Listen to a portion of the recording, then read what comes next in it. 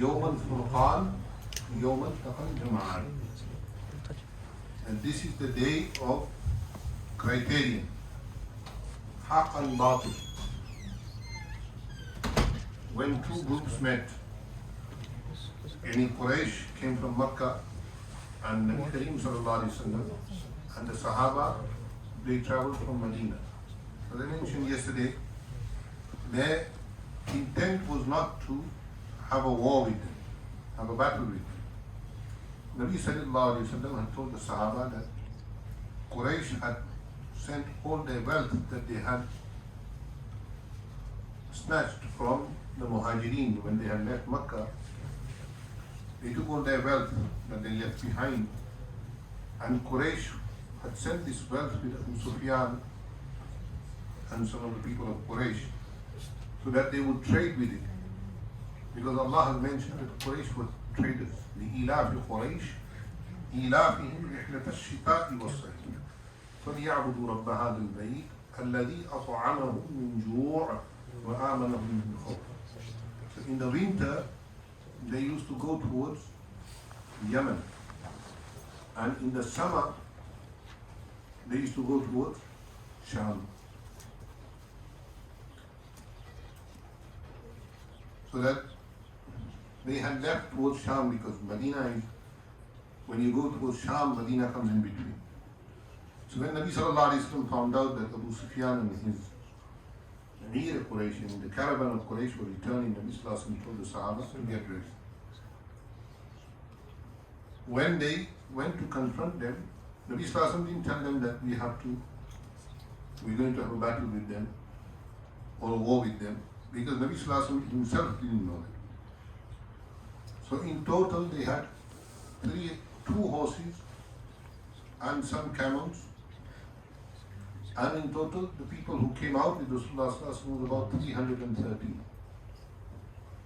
Allah Tabarak wa Ta'ala has mentioned the battle of Talut with Jalut. فَلَمَّا فَصَلَ طَالُوتُ بِالْجَالُوتِ قَالَ إِنَّ اللَّهَ مُبْتَلِيكُم بِنَهَرٍ ومن شرب منه فليس مني ومن لم يطعمه فإنه مني إلا من اغترف غرفة بيده. So Mufassirin have written that the people who were with Talut were the sincere Muslims, and the sincere Mu'mineen who were with him were 313, who didn't drink from the water except for 1 or 2 sips, which Quran has mentioned. And Dawood alayhi salam was then, he became known when he killed Jalut. Similarly, Sahaba Kiram, when they went out, they didn't have weaponry, they only went to confront the caravan of Quraysh and take from them what was rightfully theirs.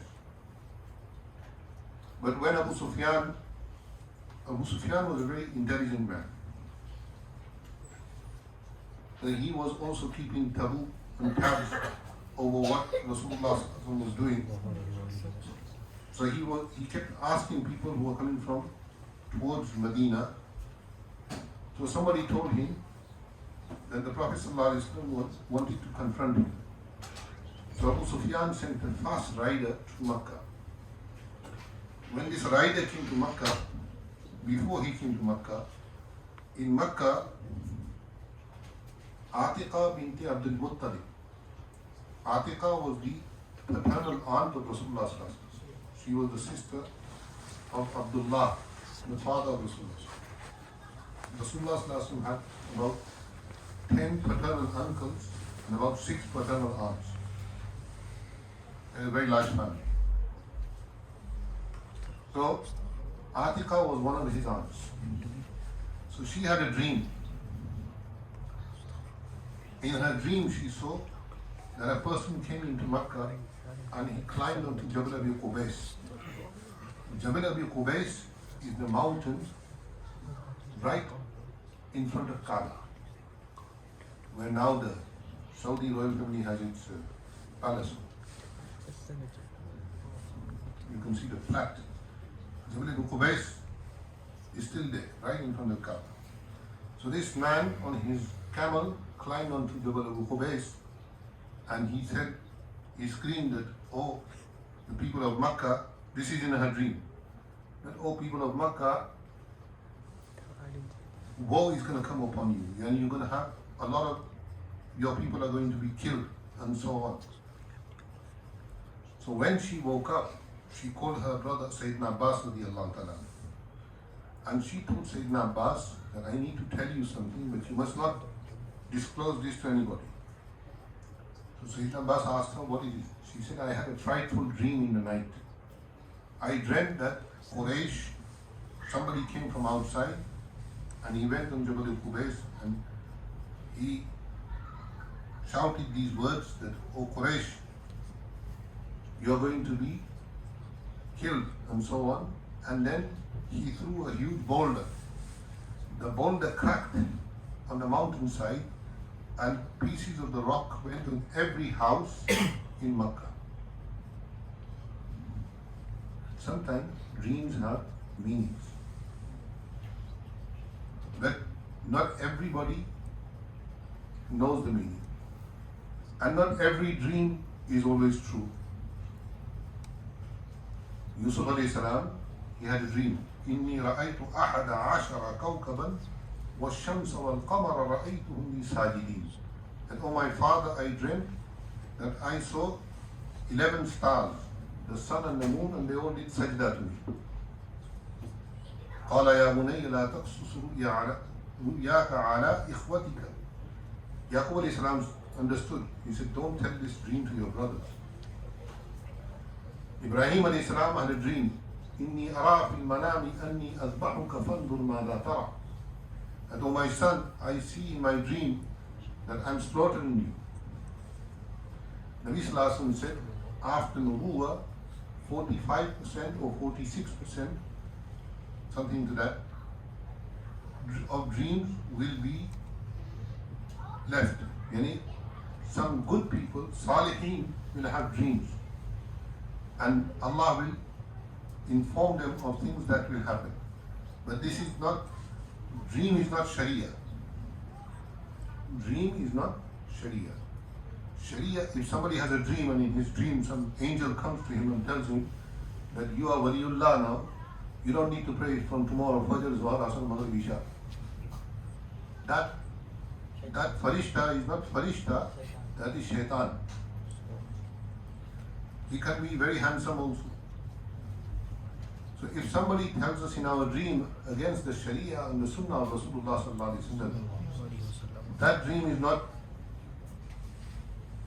Sometimes we eat a lot and we sleep and then we dream that we have become millionaires.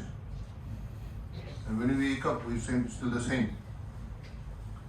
So not every dream is true, but some dreams have meaning. Some dreams do have meaning. So Atiqa bint Abdul Muttalib, the aunt of Rasulullah sallallahu alaihi wasallam, when she said this to Sayyidina Abbas went and told one of his close friends that my sister had this dream, but you don't tell anybody. So when you tell somebody, don't tell anybody, then what happens? Then you don't need CNN and BBC. I used to have an uncle, may Allah have rahmah upon him, he died in Ramadan many years ago. So he used to always say this in our language, that tell one and tell a Baba. Ek ko kaho, hajan ko kaho. Ek ko kaho, hazar ko kaho. He used to say that if you want to spread something, false news, you need to tell the barber. Because everybody comes to the barber. And the barber talks a lot. Because he's got all day patients, customers. He needs to talk whilst cutting their hair. He'll ask them everything of their life. And then he'll tell everybody else what happened. So Sayyidina Abbas told one of his close friends. And then he told him, don't tell anybody. So the guy went and told his friend. But he told him, Abbas's sister told this dream, you don't tell anybody. And like that, by the end of the day, the whole of Makkah knew. So Abu Jahl came to know. So Abu Jahl called Sayyidina Abbas and he said, I know you have a Nabi in your men. But now you have a Nabiyya in your women also. Right? So Sayyidina Abbas was embarrassed because his sister had told him not to tell anybody. But they didn't take much notice of it. Then when Abu Sufyan sent this rider, whilst Abu Jahl was arguing with Sayyidina Abbas, the rider came on the outskirts of Makkah and he gave a call. He was from Banu Ghifar. He gave a call that, Ya Ahl Makkah, come, take care of your valuables, because Muhammad is about to attack Abu Sufyan. Then he went onto Jabal Abu Khubais, like she had seen in her dream. And then he shouted from there, and a boulder fell. And the whole of Makkah saw this, that the boulder cracked, and pieces of it went into every house. So sometimes a dream comes true, but the dream of Salihin is good. So when this happened, then Abu Jahl, he went round and he started calling everybody to go to the fight, to defend. So they came out fully armed, 1,000 men. Abu Lahab didn't come with them. Why didn't Abu Lahab come?